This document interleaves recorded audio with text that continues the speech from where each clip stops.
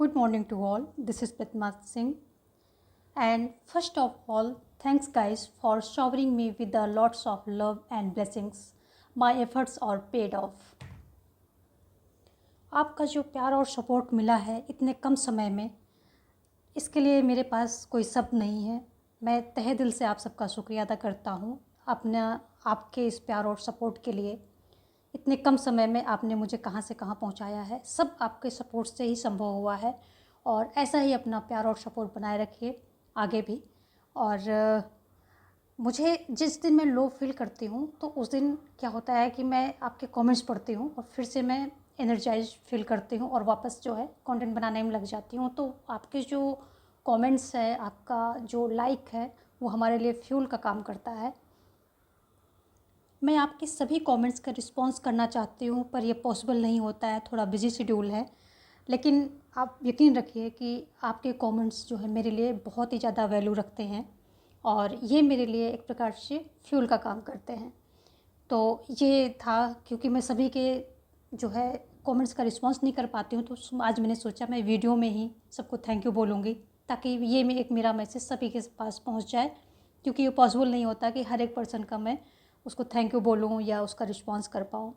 तो यहाँ पर जो है ये थैंक यू जो है आप सभी स्वीकार करें हमारी तरफ से, और अपना प्यार और सपोर्ट ऐसे ही बनाए रखिए। आइए आज का पहला क्वेश्चन देखते हैं। पहला क्वेश्चन क्या है? फ्रेडरिक्स से संबंधित क्या है? पारिस्थितिक उपागम, आनुभाविक उपागम, विकास आवागमन या ये सभी? तो यदि फ्रेडरिक्स की बात करें तो इनसे संबंधित ये तीनों ही हैं, पारिस्थितिकी, आनुभाविक एंड विकास उपागम। तो ऑप्शन डी यानी कि 4 जो है आपका सही हो जाएगा, ये सभी। देखेंगे नेक्स्ट क्वेश्चन जो है स्क्रीन पर है और आप इसका आंसर करेंगे। मुझसे पहले आपका आंसर आ जाना चाहिए। विकासशील देश को रिक्स ने किस श्रेणी में रखा है? अल्पविकसित, पिछड़े समाज, अग्रणी समाज या पृष्ठमय समाज? तो विकासशील देश को रिंग्स के द्वारा पृष्ठमय समाज में रखा गया। ऑप्शन डी यहाँ पर सही हो जाएगा। देखेंगे नेक्स्ट क्वेश्चन, इसका भी आप आंसर करेंगे। फटाफट आंसर आने चाहिए। विकास प्रशासन का संबंध किससे है? विकसित देशों से है या विकासशील देशों से है या फिर दोनों से है या किसी से नहीं है? तो यदि विकास प्रशासन की बात करें तो इसका संबंध जो है विकासशील देशों से है। ऑप्शन बी यहाँ पर सही हो जाएगा।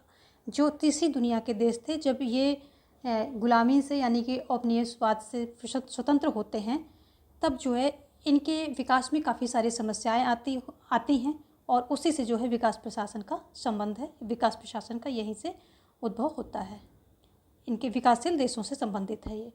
ऑप्शन यहाँ पर बी सही हो जाएगा। देखेंगे हम नेक्स्ट क्वेश्चन क्या कह रहा है? विकास प्रशासन राजनीतिक, आर्थिक एवं सामाजिक प्रगति के लिए संगठन के कार्य का वर्णन करता है। ये कार्योन्मुखी और लक्ष्योन्मुखी पर विशेष बल देता है। तो ये किसने कहा है, किसके द्वारा ये कहा गया है? एडवर्ड विडनर के द्वारा या फ्रेडरिक्स के द्वारा या गुलिक के द्वारा या इनमें से कोई भी नहीं? तो जो उपर्युक्त कथन है ये एडवर्ड के द्वारा कहा गया था। कल की भी प्रैक्टिस में हमने ये लिया था कि एडवर्ड ने जो इसका लक्ष्य बताया है, कार्योन्मुखी और लक्ष्योन्मुखी बताया है, इन दोनों पर विशेष बल देता है। तो ये एडवर्ड, चाहे इनका सेंटेंस आ जाए या फिर ये 2 शब्द आ जाएं, ये एडवर्ड विडनर से ही संबंधित हैं। ए ऑप्शन यहाँ पर सही होगा। देखेंगे हम नेक्स्ट क्वेश्चन क्या कह रहा है कि स्थायी वेतन प्राप्त तथा कुशल पेशेवर अधिकारियों के एक निकाय के रूप में लोक सेवा की परिभाषा दी गई है। फेलिक्स निग्रो से, निक्सन से, हरमन फाइनर ने या फिर E.N. ग्लैडन ने? किसके द्वारा दी गई है? तो ये जो है हरमन फाइनर ने ये बोला है, ये परिभाषा दी है। हरमन फाइनर ने लोक सेवक हैं या लोक सेवा की परिभाषा देते हुए कहा है कि स्थायी वेतन प्राप्त तथा कुशल पेशेवर अधिकारियों के एक निकाय है ये जो लोक सेवक हैं। तो यहाँ पर सी ऑप्शन जो है आपका सही हो जाएगा। नेक्स्ट क्वेश्चन क्या कह रहा है कि निम्न में से किस आयोग की नियुक्ति आपातकालीन ज्यादतियों के परीक्षण करने के लिए की गई थी? कोठारी आयोग, शाह आयोग, सरकारिया आयोग, मंडल आयोग। इन सभी की आप डेट भी बताएंगे, गठन की डेट, और जब कब इन्होंने रिपोर्ट दी वो भी बताएंगे। ऑप्शन तो देंगे, साथ में इनकी गठन का और इनका उद्देश्य क्या था और किस बात में, यानी कि किस लिए इनका गठन हुआ था, ये आप सारी चीज़ें जो हैं बताएंगे। तो यहाँ पर ऑप्शन बी सही हो जाएगा, शाह आयोग। शाह आयोग जो है ये 1977 में आपातकालीन जातियाँ जो हुई थी तो उसकी जांच के लिए 1977 में जो है इसको गठित किया जाता है। अध्यक्ष इसके कौन? जेसी शाह। जेसी शाह इसके इस जो आयोग के ये शाह आयोग के अध्यक्ष होते हैं। और 1978 में इस आयोग ने अपनी रिपोर्ट दे दी थी। तो रिपोर्ट कब दी थी? 1978 में इसने अपनी रिपोर्ट दे दी थी और इसने बताया था कि हाँ बहुत सारी ज्यादतियाँ हुई हैं लोगों के साथ, और तो आपातकाल के दौरान इसने ये रिपोर्ट में दिया था, काफ़ी कुछ उसमें बताया था।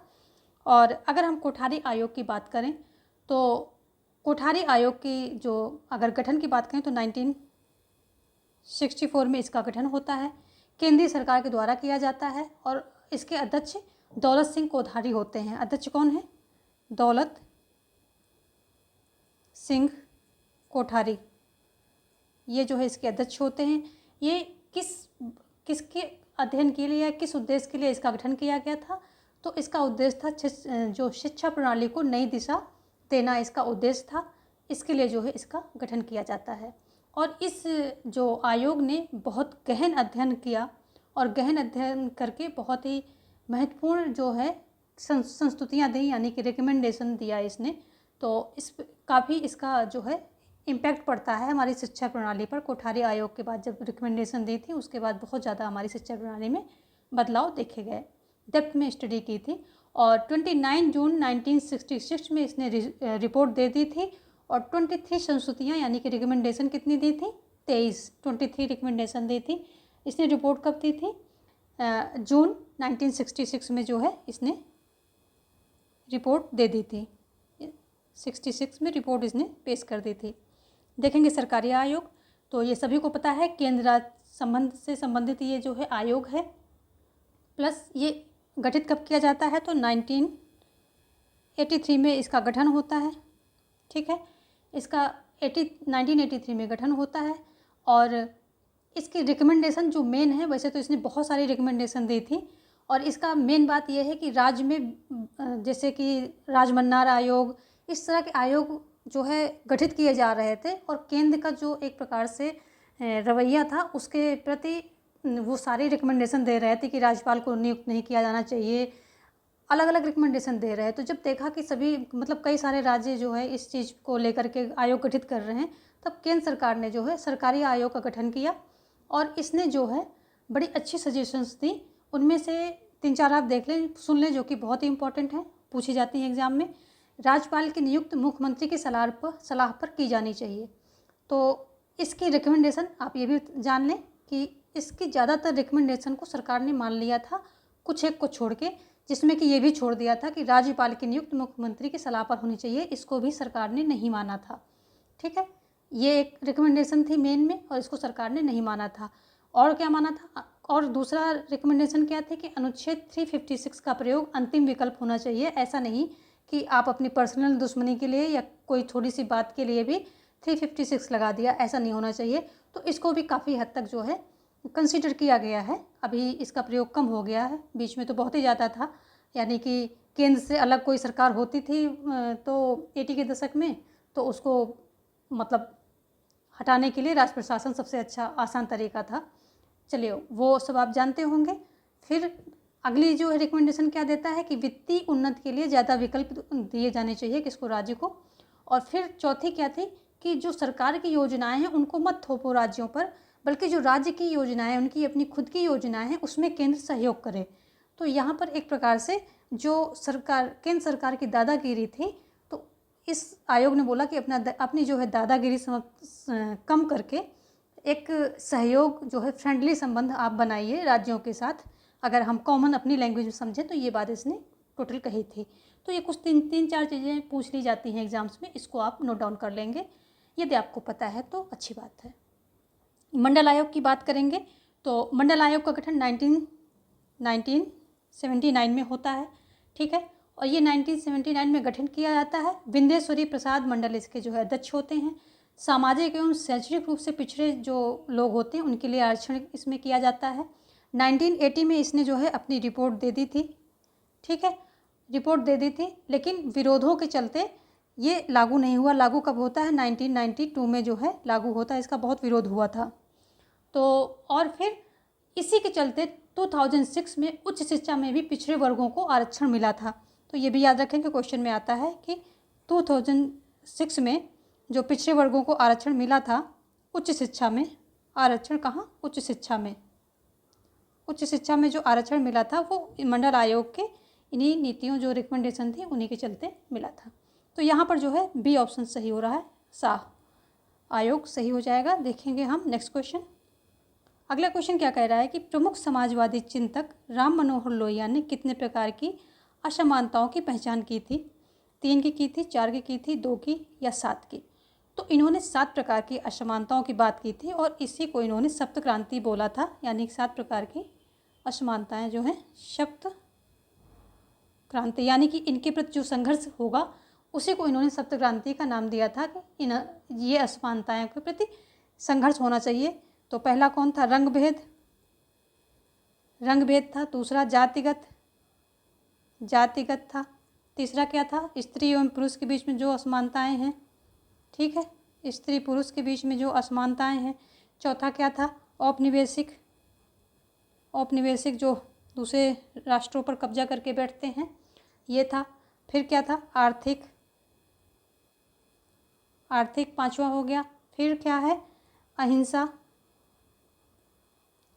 अहिंसा के लिए सत्याग्रह, सत्याग्रह जो था, अहिंसा के लिए सत्याग्रह की बात की थी। और नागरिकों की स्वतंत्रता के लिए क्रांति। तो नागरिकों की स्वतंत्रता को भी इन्होंने कंसीडर किया था, ठीक है, नागरिक स्वतंत्रता की भी बात इन्होंने की थी। तो ये सभी जो है बोला था इन सभी के प्रति संघर्ष किया जाए, जो ये सारी असमानताएं हैं इनके लिए संघर्ष करो, और इसी को इन्होंने सप्त क्रांति का नाम दिया था। ऑप्शन डी यहाँ पर सही हो जाएगा। चलिए देखेंगे नेक्स्ट क्वेश्चन। सेशन को सभी लाइक कर देंगे और दोस्तों में शेयर कर देंगे, ठीक है। देखेंगे next question. Long Walk to Freedom किसकी आत्मकथा है? अमर्त्य सेन, नेल्सन मंडेला या फिर गांधी जी या फिर जेएल नेहरू? तो ये जो है नेल्सन मंडेला के जो है आत्मकथा है लॉन्ग वॉक टू फ्रीडम, जिसका हिंदी अगर हम बात करें तो हिंदी में इसको कहेंगे स्वतंत्रता के लिए लंबी यात्रा, ठीक है। रंग भेद के प्रति खिलाफ इन्होंने विरोध में संघर्ष किया था। 28 साल जेल में रहे थे और 20वीं शताब्दी के महानतम व्यक्तियों में इनकी गिनती होती है। अमर्त्य सेन की बात करें तो आइडिया ऑफ जस्टिस या फिर न्याय का विचार, हिंदी में क्या कहेंगे? न्याय का विचार, ये इनकी पुस्तक है और नोबेल पुरस्कार विजेता है ये, ठीक है। गांधी जी की यदि हम बात करें तो गांधी जी की पुस्तकों में हिंद स्वराज, ग्राम स्वराज, सत्य के साथ मेरे प्रयोग, यंग इंडिया, नवजीवन, दक्षिण अफ्रीका में सत्याग्रह, मेरे सपनों का भारत, हरिजन, इंडियन ओपिनियन, ये सारे इनकी पुस्तकें हैं जो कि सभी महत्वपूर्ण हैं, कुछ भी पूछी जा सकती हैं। तो आपने ओरली सुना है और इसको आप नोट डाउन कर लें जो भी आपके लिए न्यू है। जेएल नेहरू की यदि हम बात करें तो जेएल नेहरू इनकी इतिहास की खोज और विश्व इतिहास की झलकनियाँ, इतिहास की खोज, और दूसरी कौन सी पुस्तक है? विश्व इतिहास की झलकियाँ। ये इनकी जो है 2 काफ़ी महत्वपूर्ण जो है बुक्स हैं अगर हम नेहरू की बात करें।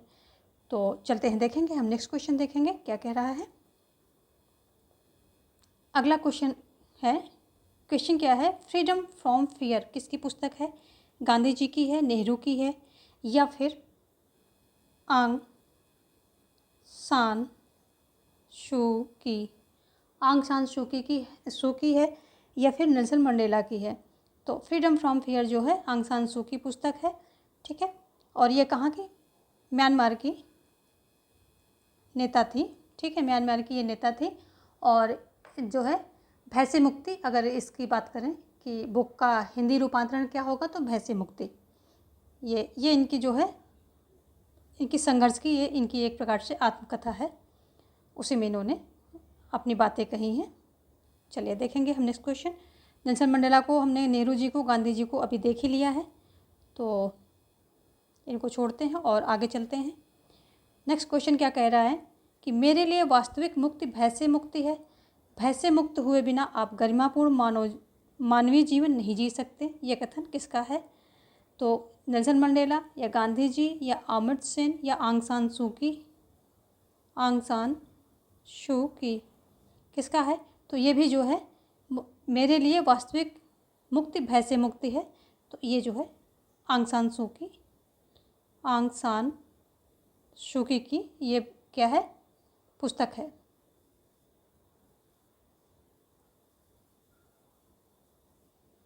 ऑप्शन डी यहाँ पर सही हो जाएगा।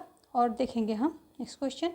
ये सभी जो है एनसीईआरटी के अभी जो कराए हैं हमने 4-5 क्वेश्चन, तो ये सभी एनसीईआरटी के हैं और ये भी आपका एनसीईआरटी का ही है। तो जो ये क्वेश्चन है ये टीजीटी वालों के लिए रामबाण है, क्योंकि टीजीटी का इतना हाई लेवल नहीं आता है और ज़्यादातर जो है एनसीईआरटी से क्वेश्चंस उनके लिए पूछे जाते हैं। तो जो भी अभी येलो से हमने दिए हैं ये सारे एनसीईआरटी के हैं, जहाँ से येलो कलर शुरू हुआ है सभी एनसीईआरटी के हैं और टीजीटी वालों के लिए ये वेरी बेनिफिशियल है। पीजीटी के लिए भी है, ऐसी बात नहीं है, क्योंकि पीजीटी में तो हर लेवल के क्वेश्चन आते हैं, लो, मीडियम एंड हाई, तो उनको तो सब कुछ ही देखना होता है, पूरा बेसिक से लेकर के हाई लेवल तक देखना होता है। चलिए, हिंद स्वराज पुस्तक कब लिखी गई? 1906 में या 1909 में या 1920 में या 1917 में? कब लिखी गई? सभी डेट बताएंगे कि किस डेट में क्या हुआ है, सिर्फ एक से काम नहीं चलेगा, एक से काम नहीं चलेगा, सारी डेट में बताएंगे। इन डेट की क्या क्या स्पेशलिटी है या इस डेट में क्या घटित हुआ था बताएंगे सभी। तो ये जो है ऑप्शन भी यहाँ पर सही हो जाएगा, 1909। 1909 में ही जो है हिंद स्वराज लिखी गई थी। एनसीईआरटी में यह पूरा दिया हुआ है और ये क्वेश्चन पेपर में आता है।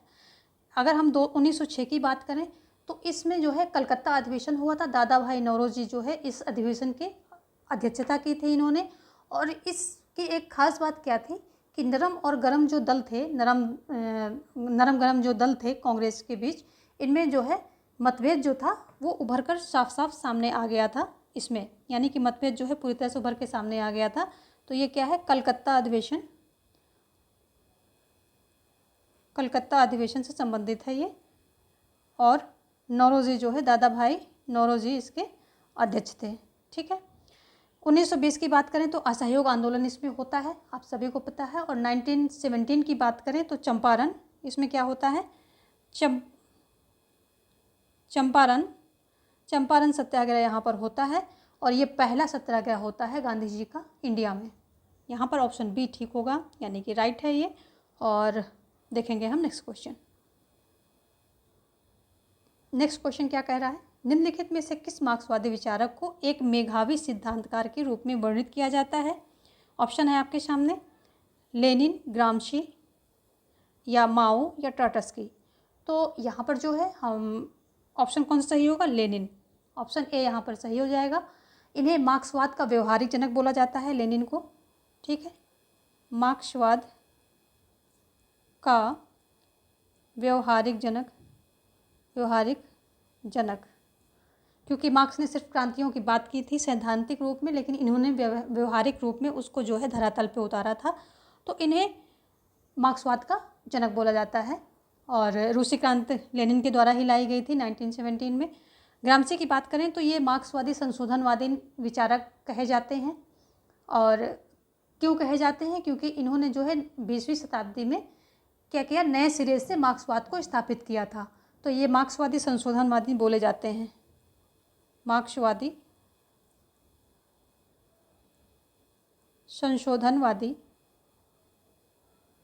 संशोधनवादी बोले जाते हैं। माओ की बात करें तो इन्हें जो है क्या, चीन का जो है राष्ट्राध्यक्ष, ये पहले राष्ट्राध्यक्ष रहे हैं माओ, क्योंकि ये चीन की क्रांति इनके द्वारा लाई गई थी, इसलिए चीनी क्रांति का इनको जनक भी कहा जाता है। प्लस ये सांस्कृतिक क्रांति है उससे भी जुड़े हुए हैं। और इनका प्रसिद्ध कथन है, शक्ति बंदूक की नली से निकलती है। ट्राटस्की की बात करें तो ट्राटस्की ने निरंतर क्रांति का नारा दिया था। स्टालिन और ट्राटस्की लेनिन के 2 उत्तराधिकारी थे, जिसमें जो है स्टालिन को सत्ता मिलती है, ट्राटस्की को नहीं मिल पाती है। यहाँ पर ऑप्शन ए लेनिन सही हो जाएगा। देखेंगे नेक्स्ट क्वेश्चन। अगला क्वेश्चन क्या कह रहा है? किसने राज्य की उत्पत्ति के दैवी सिद्धांत को न्यायोचित ठहराने हेतु true law of free monarchy नामक पुस्तक लिखी? किसने लिखी? लुई 14वां ने, ब्रेस्वे ने, अरस्तू ने या जेम्स प्रथम ने? तो जो true law of free monarchy पुस्तक है ये जेम्स प्रथम के द्वारा लिखी गई है। जेम्स प्रथम जो है राज्य की उत्पत्ति के सिद्धांत के बहुत बड़े समर्थक थे। राज्य की उत्पत्ति ईश्वर की इच्छा से हुई ऐसा ये मानते थे और इनका एक फेमस कथन है कि राजा लोग पृथ्वी पर ईश्वर की जीवित प्रतिमाएं हैं। ये इनका एक फेमस कथन है। ब्रेशवे की बात कर लें अगर हम, तो ब्रेशवे जो है फ्रांस में दैवी उत्पत्ति के प्रतिपादक थे। कहाँ थे? फ्रांस में। फ्रांस में जो राज्य की उत्पत्ति का दैवी सिद्धांत है, दैवी सिद्धांत, इसके जो है प्रतिपादक थे। लुई 14वां की बात करें तो ये इनका एक फेमस कथन है, मैं ही राज्य हूँ, और दैवी सिद्धांत का, राज्य की उत्पत्ति के दैवी सिद्धांत का बहुत बड़ा समर्थक था ये लुई 14वां। तो आई थिंक ये सारी चीज़ें हो गई। अरस्तु जो है कहते हैं राज्य व्यक्ति से पूर्व है। यहाँ पर ऑप्शन डी सही हो जाएगा। और देखेंगे हम नेक्स्ट क्वेश्चन। अगला क्वेश्चन क्या कह रहा है, यह किसका कथन है कि जब राज्य होगा तो स्वतंत्रता नहीं हो सकती और जब स्वतंत्रता रहेगी तो राज्य अस्तित्व में नहीं रहेगा? बेंथम ने, मिल ने, मार्क्स ने या लेनिन ने? तो ये जो है कहा गया कथन किसका है? बेंथम का है, क्योंकि बेंथम ऐसा मानते हैं कि कानून का कार्य क्या है? सुरक्षा देना है, और यदि कानून रहेगा, कानून का अस्तित्व रहेगा, तो फिर वहाँ पर क्या होगा कि सुरक्षा तो मिलेगी लेकिन स्वतंत्रता नहीं मिल पाएगी, ऐसा ये बोलते हैं। तो इसीलिए इन्होंने ये सेंटेंस बोला था कि जब मतलब राज्य होगा तो स्वतंत्रता नहीं रहेगी, क्योंकि राज्य अस्तित्व में होगा तो स्वतंत्रता में रिस्ट्रिक्शन लगेंगे ही लगेंगे, और यदि स्वतंत्रता होगी तो वहाँ पर राज्य का अस्तित्व नहीं होगा, ऐसा इन्होंने बोला।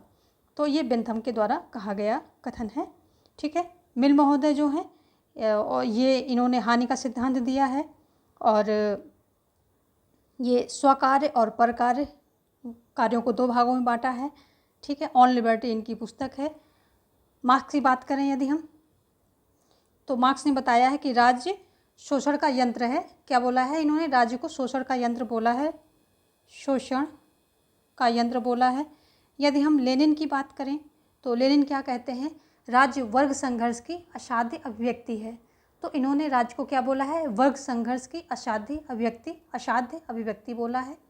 और एक बात यहाँ मिल के देख लीजिए कि ये आनुपातिक प्रतिनिधित्व प्रणाली के प्रतिपादक हैं। तो कौन सी प्रणाली? आनुपातिक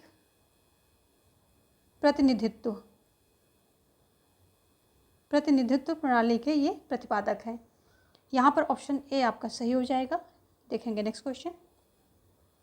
अगला क्वेश्चन क्या कह रहा है कि किसने कहा लेवियाथन आंग्ल भाषा में लिखी गई राजनीतिक दर्शन की महानतम और संभवतः एकमात्र अति उत्तम रचना है? ओकसाट ने, डनिंग ने, सेवाइन ने या बार्कर ने? किसने ऐसा बोला है? तो जो उपर्युक्त कथन है ये सेवाइन के द्वारा दिया, सॉरी, ये जो है ओकसाट के द्वारा दिया गया है। आंग्ल भाषा क्या है कि ये लेवियाथन आंग्ल भाषा में लिखी गई राजनीतिक दर्शन की महानतम और संभवतः एकमात्र अति उत्तम रचना है, ओकसाट के द्वारा बोला गया है। जबकि सेवाइन क्या बोलते हैं? ये दोनों ही हॉब्स के क्या है? बहुत बड़े समर्थक हैं, दोनों ही, ओकसाट और सेवाइन। और सेवाइन क्या कहते हैं कि अंग्रेजी भाषियों ने अब तक जितने भी दार्शनिकों को जन्म दिया है उनमें हॉब्स सर्वश्रेष्ठ है। तो ये परिभाषा आप ध्यान रखेंगे, सेवाइन के द्वारा दी गई है कि अंग्रेजी भाषियों ने अब तक जितने भी दार्शनिकों को जन्म दिया है उनमें हॉब्स सर्वश्रेष्ठ है। तो ये यहाँ पर ऑप्शन जो है ये ओकसाट अकॉर्डिंग टू क्वेश्चन सही हो जाएगा। देखेंगे नेक्स्ट क्वेश्चन क्या कह रहा है। अगला क्वेश्चन क्या कह रहा है कि निम्नलिखित उदारवादी नेताओं में से किसे चांदी की वाणी वाला वक्ता कहा जाता है? दादा भाई नौरोजी हैं, गोपाल कृष्ण गोखले हैं, मदन मोहन मालवीय हैं, एम जी रानाडे हैं? आंसर करेंगे प्लस सारे ऑप्शन के बारे में भी बताएंगे। आप जिसको भी पता है वो सारे ऑप्शन के बारे में पहले आंसर कीजिए, फिर सारे ऑप्शन को एक एक करके एक्सप्लेन कीजिए। तो यहाँ पर जो है दादा भाई नौरोजी को जो ये चांदी की वाणी वाला वक्ता किसे? गोपाल कृष्ण गोखले को कहा गया है। ऑप्शन बी जो है यहाँ पर सही हो जाएगा। और इन्होंने जो है बनारस हिंदू विश्वविद्यालय का निर्माण कराया था। बनारस हिंदू विश्वविद्यालय का निर्माण इनके द्वारा इन्होंने करवाया था। ठीक है। और इनको जो है, इनको क्या है, भारत का ग्लैडस्टोन ग्लेडस्टोन भी कहा जाता है, ग्लेडस्टोन कहा जाता है। क्यों? क्योंकि इनको वित्तीय मामले की बहुत ज़्यादा जानकारी थी और बहुत ही दावे के साथ ये जो है अपनी बातों को रखते थे, यानी कि जानकारी थी तभी। तो जो है भारत का ग्लेडस्टोन को कहा जाता है। बनारस हिंदू विश्वविद्यालय की इन्होंने जो है क्या करवाया था, निर्माण कराया था। प्लस इनको चांदी की वाणी वाला वक्ता कहा जाता है क्योंकि ये बहुत ज़्यादा मृदुभाषी थे। दादा भाई नौरोजी की बात करें अगर हम, तो इन्हें grand old man of India बोला जाता है। Grand old man of India इनको बोला जाता है, ठीक है। या वयोवृद्ध पुरुष आप हिंदी में कह सकते हैं, वो भी कहा जाता है। और इन्होंने जो है क्या किया था, इन्होंने धन व्यभिगत का सिद्धांत दिया था।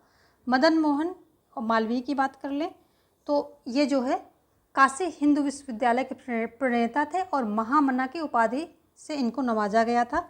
तो ये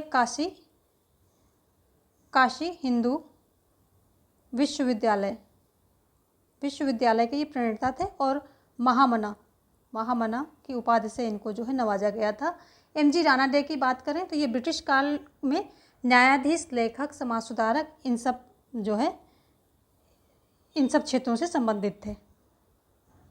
यहाँ पर ऑप्शन बी सही हो जाएगा। देखेंगे हम नेक्स्ट क्वेश्चन क्या कह रहा है कि सभ्य समाज राजनीतिक चिंतन में एक केंद्रीय अवधारणा नहीं है। कौन कहता है?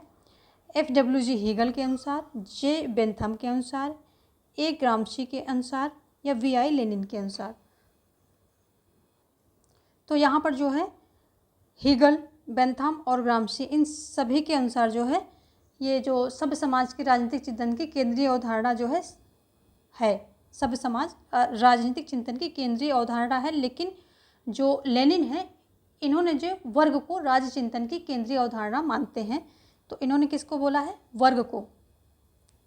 वर्ग को राजनीतिक चिंतन की केंद्रीय अवधारणा जो है मानते हैं, केंद्रीय अवधारणा। तो इन्हीं के अनुसार ये केंद्रीय अवधारणा जो है सब समाज नहीं है, बाकी सभी के लिए है। तो ऑप्शन डी यहाँ पर VI लेनिन के अनुसार सही हो जाएगा।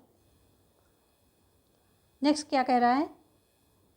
निम्न में से किसने TH ग्रीन के राज्य विषयक विचारों की व्याख्या की है कि मानव चेतना स्वतंत्रता चाहती है और स्वतंत्रता के लिए अधिकार आवश्यक हैं तथा अधिकार राज्य की मांग करते हैं? किसने किया था? SJ लास्की ने, RM मैकाइवर ने, या फिर E बार्कर ने, या फिर SM लिप्सेट ने? किसने कहा था? तो अधिकार राज्य की मांग करते हैं, ये जो है E बार्कर महोदय यहाँ पर सही हो जाएगा।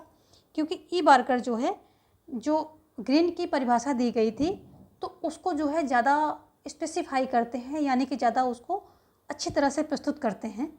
तो इसीलिए रहती वो ग्रीन की ही परिभाषा है, इसीलिए ये भी जो है परिभाषा जब आती है तो ग्रीन की ही कही जाती है, क्योंकि इसको बहुत ही सुंदर तरीके से रखने का, उसी परिभाषा को अच्छे शब्दों में पिरो करके रखने का काम इन्होंने किया है और सेंस बिल्कुल भी चेंज नहीं हुआ है। तो एक प्रकार से बहुत ही सुंदर ढंग से प्रस्तुत किया है, इसलिए E बार्कर यहाँ पर सही हो जाएगा। परिभाषा यही रहती, सेंस यही रहता, कुछ वर्ड्स जो है कम हो जाते हैं, उसको एक स्पेशलाइज्ड तरीके में ये रखते हैं। तो इसीलिए जो है ये TH ग्रीन की राज्य विषयक विचारों की व्याख्या इन्होंने की है, E बार्कर ने। ठीक है, यहाँ पर ऑप्शन सी जो है सही हो जाएगा। देखेंगे नेक्स्ट क्वेश्चन। अगला क्वेश्चन क्या कह रहा है कि द नेहरूज मोतीलाल एंड जवाहरलाल नामक पुस्तक के लेखक कौन हैं? GL नंदा हैं, VR नंदा हैं, BR अम्बेडकर हैं या KM मुंशी हैं? कौन है? तो द नेहरूज मोतीलाल एंड जवाहरलाल नामक पुस्तक के लेखक कौन है? तो ये हो जाएंगे GL नंदा महोदय हो जाते हैं। ऑप्शन जो है आपका यहाँ पर ए सही हो जाएगा। और सॉरी, GL नंदा तो होंगे the political biography of Mahatma Gandhi. एक मिनट, पहले मैं यहाँ से सर्कल हटाती हूँ। GL नंदा क्या इनकी बुक अगर हम बात करें तो the political biography of Mahatma Gandhi ये इनको पुस्तक है। और यदि हम बात करें कि द नेहरूज मोतीलाल एंड जवाहरलाल ये किसकी है, तो ये KM मुंशी के द्वारा लिखी गई है। और B.R. अम्बेडकर का आप जानते हैं जाति का उच्छेद इनकी जो है बहुत ही फेमस ग्रंथ कह लीजिए, लेख कह लीजिए। तो ये इनका है, जाति का उच्छेद। तो ये सभी इनसे संबंधित बुक्स हो गई। के एम मुंशी यहाँ पर सही ऑप्शन हो जाएगा। देखेंगे हम नेक्स्ट क्वेश्चन। अगला क्वेश्चन क्या कह रहा है, ए मिनिस्टर एंड हिज रिस्पॉन्सिबिलिटीज़ नामक पुस्तक के लेखक कौन हैं? तो डॉक्टर मनमोहन सिंह हैं, डॉक्टर राजेंद्र प्रसाद है, जवाहरलाल नेहरू, मोरारजी देसाई। तो अब मिनिस्टर एंड हिज रिस्पॉन्सिबिलिटी नामक पुस्तक के लेखक कौन है? मोरारजी देसाई हैं। ऑप्शन डी जो है यहाँ पर सही हो जाएगा। इनकी एक और पुस्तक है मिरेकल्स ऑफ यूरिन थेरेपी, ये भी इनकी जो है फेमस पुस्तक है मोरारजी देसाई की। और राजेंद्र प्रसाद की बात करें तो इंडिया डिवाइडेड, तो ये इनकी पुस्तक है राजेंद्र प्रसाद की, इंडिया डिवाइडेड। ठीक है। मनमोहन सिंह की बात करें तो इनकी चेंजिंग